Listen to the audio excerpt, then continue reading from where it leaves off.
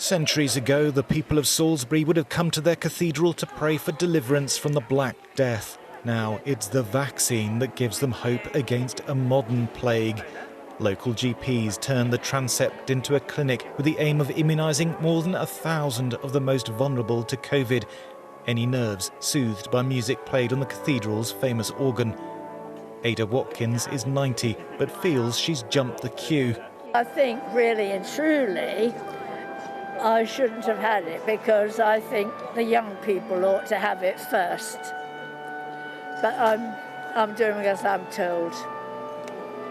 But I really do feel guilty about it. In the rush to roll out the vaccine, the most improbable buildings are being used. It's expected that 7 more mass vaccination hubs will open up next week, including Bournemouth International Conference Centre. Almost half of all those over 80 have now had their jabs.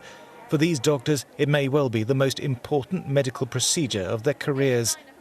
We know that if we vaccinate 20 people today, we're going to likely save 1 life, which is remarkable. The number of people we're vaccinating and therefore, in theory, the number of lives that we're saving is absolutely fantastic.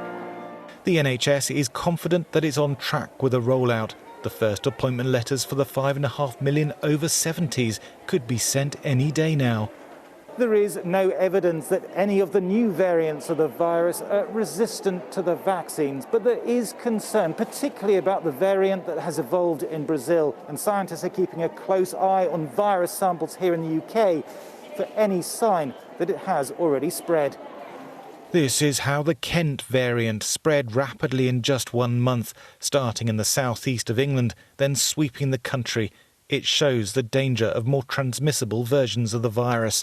This is a positive story for the UK in that the lighthouses can see the variant and they're looking out to the horizon now to make sure that as new variants arise, we can see those too and track them effectively. But there are concerns that the vaccine can't be made fast enough. Pfizer has temporarily reduced deliveries while it upgrades its production facilities to meet global demand.